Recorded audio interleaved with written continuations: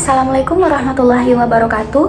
Perkenalkan, saya Putri Wilta Maharani dengan NIM 2023-0501-03054 dari Program Studi Manajemen Bisnis Syariah kelas B. Pada kesempatan kali ini, saya akan menjelaskan materi manajemen akuntansi sebagai salah satu syarat mengikuti ujian akhir dari mata kuliah manajemen akuntansi. Di kesempatan kali ini, saya akan menjelaskan 7 materi dari pokok pembahasan manajemen akuntansi. Nah, untuk mengefisienkan waktu, langsung saja kita ke materi pembahasan kali ini. Baik, kita akan membahas materi pertama di manajemen akuntansi, yakni terkait analisis pengambilan keputusan jangka pendek, keputusan produksi. Nah, perlu kita ketahui, pengambilan keputusan jangka pendek atau juga yang dikenal sebagai technical decision making merupakan pengambilan keputusan berskala kecil dengan tujuan memilih di antara beberapa alternatif strategi untuk mencapai keunggulan kompetitif jangka panjang. Pengambilan keputusan jangka pendek ini bertujuan untuk memilih antara berbagai strategi alternatif guna mencapai keunggulan bersaing jangka panjang. Selanjutnya, kita akan membahas tentang teori pengambilan keputusan dalam manajemen. Jadi, teori pengambilan keputusan dalam manajemen ini terbagi menjadi 2. Yang pertama adalah keputusan rutin, yang kedua adalah keputusan khusus. Nah, keputusan rutin yaitu keputusan manajemen yang terjadi secara berulang-ulang dengan kondisi yang sama. Keputusan demikian biasanya dibuat secara terpola dengan kondisi. Selanjutnya ada keputusan khusus. Keputusan khusus yaitu keputusan manajemen yang tidak rutin terjadi. Keputusan ini menyangkut masalah yang spesifik atau khusus, sehingga untuk memutuskannya diperlukan informasi analisis yang seksama. Nah, ada beberapa langkah untuk menghasilkan keputusan taktis yang baik. Langkah-langkah tersebut meliputi, yang pertama itu kita harus merumuskan inti masalah yang dihadapi. Yang kedua, mengidentifikasi semua alternatif yang mungkin dapat menyelesaikan masalah dan mengeliminasi alternatif yang tidak mungkin dilakukan. Mengidentifikasi prediksi biaya, dan yang keempat itu membandingkan biaya dan manfaat relevan dari setiap alternatif. Yang kelima, nilailah faktor-faktor kualitatifnya, dan yang terakhir adalah melakukan pemilihan alternatif. Selanjutnya, materi mengenai konsep-konsep biaya dalam pengambilan keputusan jangka pendek. Nah, konsep biaya dalam pengambilan keputusan jangka pendek ini terbagi menjadi 3. Yang pertama ada sunk cost. Sunk cost ini adalah biaya yang telah dikeluarkan oleh perusahaan dan tidak dapat dikembalikan lagi. Yang kedua itu ada opportunity cost. Opportunity cost adalah kesempatan yang hilang karena perusahaan memilih suatu alternatif tertentu dibandingkan dengan alternatif lainnya. Kemudian yang ketiga ada relevant cost. Relevant cost ini atau biasa disebut dengan biaya relevan adalah biaya yang digunakan sebagai informasi dalam pengambilan keputusan. Dan materi yang terakhir pada pembahasan pertama ini adalah mengenai metode harga pokok biaya produksi. Nah, metode harga pokok pada biaya produksi ini terbagi menjadi 2 metode. Yang pertama itu adalah metode variable costing, dan yang kedua adalah metode full costing. Metode variable costing ini adalah metode penentuan harga produksi yang hanya membebankan biaya produksi variabel saja. Sedangkan metode full costing adalah konsep penentuan harga pokok penuh yang membebankan semua elemen biaya produksi, baik biaya tetap maupun biaya variabel, ke dalam harga pokok produk. Baik, selanjutnya materi yang kedua, yakni terkait sistem manajemen biaya dan activity based management. Nah, perlu kita ketahui bahwa manajemen biaya adalah proses perencanaan, pengendalian, dan pengawasan biaya yang dikeluarkan dalam kegiatan bisnis atau proyek untuk memastikan bahwa semua pengeluaran terkendali dan sesuai dengan anggaran yang telah ditetapkan. Nah, tujuan utama dari manajemen biaya ini adalah untuk mencapai efisiensi dalam penggunaan sumber daya untuk mendukung pencapaian tujuan perusahaan tanpa adanya pemborosan. Sedangkan activity based management adalah suatu pendekatan yang terintegrasi di seluruh sistem yang memfokuskan perhatian manajemen pada berbagai aktivitas yang bertujuan meningkatkan nilai bagi pelanggan dan laba yang dihasilkan. Lalu bagaimana sih penerapan manajemen biaya dalam perusahaan? Nah, ada beberapa langkah manajemen biaya dalam perusahaan. Yang pertama itu ada perencanaan dan penganggaran biaya, yang kedua penentuan struktur biaya, yang ketiga pengendalian dan pemantauan biaya, yang keempat analisis variasi dan evaluasi efisiensi, yang kelima peningkatan efisiensi, yang keenam penggunaan teknologi untuk mendukung pengendalian biaya, yang ketujuh pelatihan dan budaya kesadaran biaya dalam organisasi. Nah, selanjutnya adalah materi terakhir dari sistem manajemen biaya dan activity based management. Nah, materi terakhir ini yakni terkait manfaat dari ABM. Kita harus mengetahui apa sih manfaat dari ABM ini. Di sini ada dua manfaat dari ABM. Yang pertama adalah pengurangan biaya. Maksudnya apa? Dengan menggunakan activity based management, diharapkan manajemen dapat mengkompres atau memperkecil lagi jumlah biaya yang dikeluarkan sehingga tidak terjadi pemborosan di perusahaan. Yang kedua adalah efisiensi. Dengan adanya activity based management, diharapkan pihak manajemen dapat lebih efisiensi lagi dalam penggunaan biaya. Selanjutnya kita beranjak pada materi ketiga, yakni terkait standar costing dan pengukuran kinerja manajemen. Standar costing atau biaya standar adalah metode akuntansi biaya yang digunakan untuk mengukur dan mengendalikan biaya produksi dengan membandingkan biaya aktual dengan biaya standar yang telah ditentukan sebelumnya. Jenis-jenis biaya standar ini terbagi menjadi 4. Yang pertama adalah standar teoritis. Standar teoritis disebut juga dengan standar ideal, yaitu suatu standar yang ketat yang dalam pelaksanaannya sulit untuk dicapai, sebab banyak faktor non-teknis yang mempengaruhi kegiatan produksi. Yang kedua adalah standar biaya waktu yang lalu. Jenis standar ini kadang-kadang berguna pada saat permulaan perusahaan menerapkan sistem biaya standar, dan terhadap jenis biaya standar ini secara berangsur-angsur kemudian diganti dengan biaya yang benar-benar menunjukkan efisiensi. Yang ketiga adalah standar normal.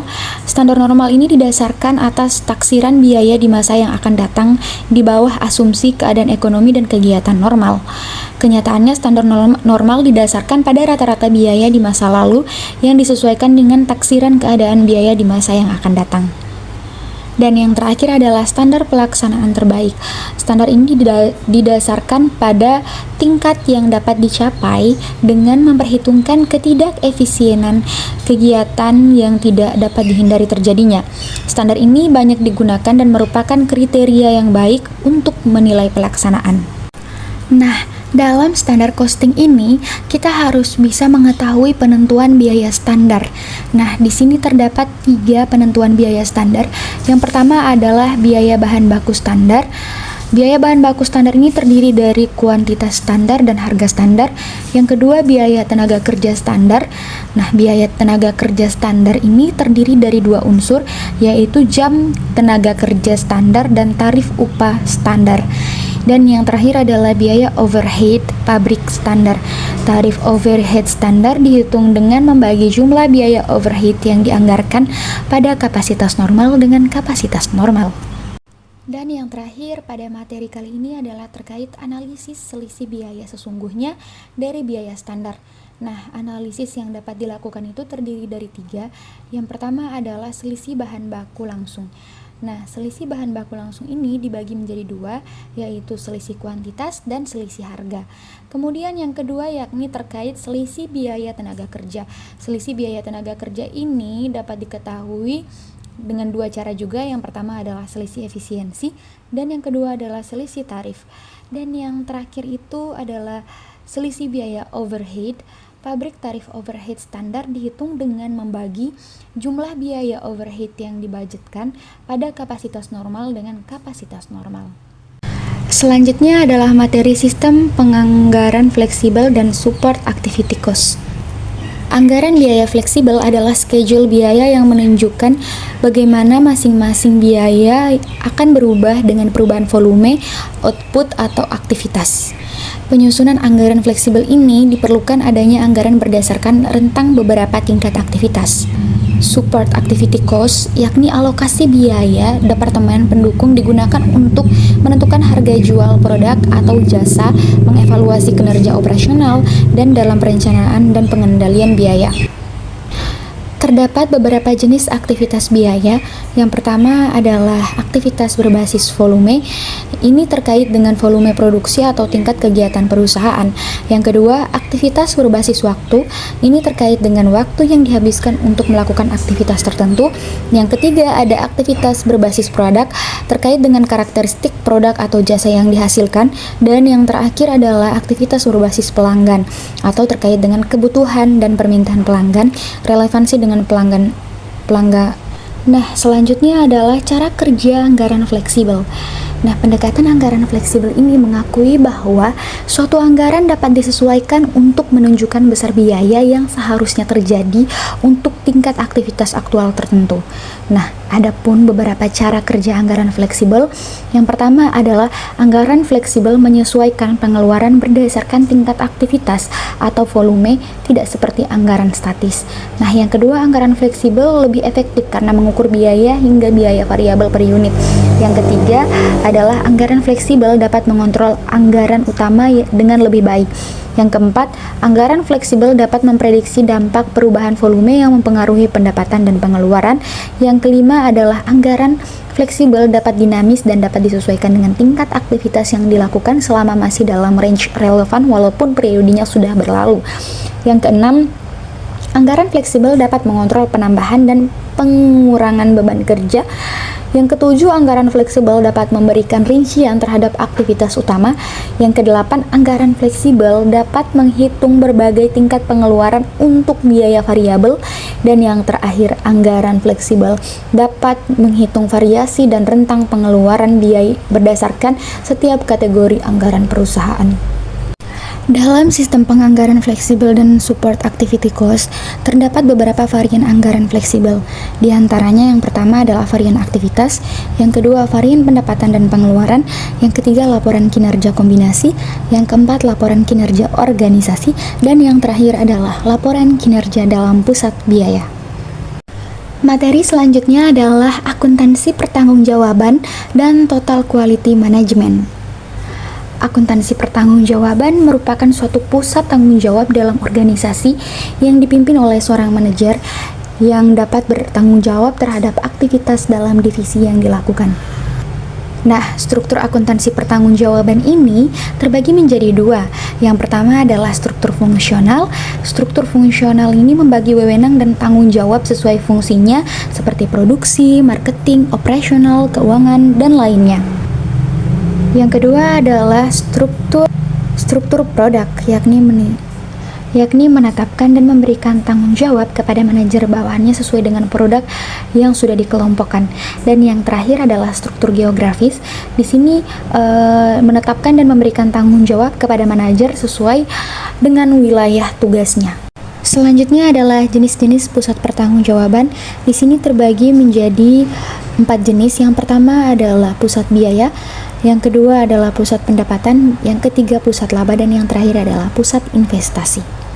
Selanjutnya terkait total quality management atau TQM. Nah, TQM ini merupakan pendekatan untuk meningkatkan efektivitas dan fleksibilitas bisnis secara keseluruhan. Selanjutnya ada beberapa varian anggaran fleksibel.